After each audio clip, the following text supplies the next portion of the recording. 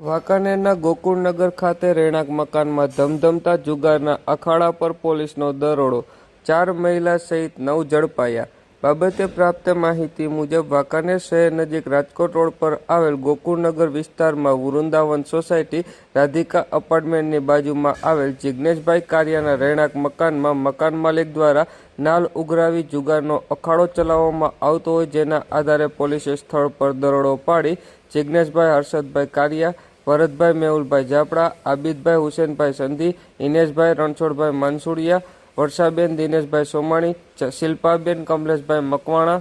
લલિતાબેન રતિલાલ અગોલા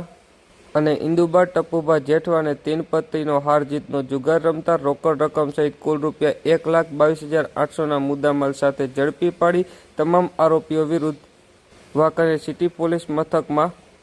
બુધવાર રાત્રિના 9:15 વાગ્યે ગુનો નોંધી કાયદેસરની કાર્યવાહી હાથ ધરી છે.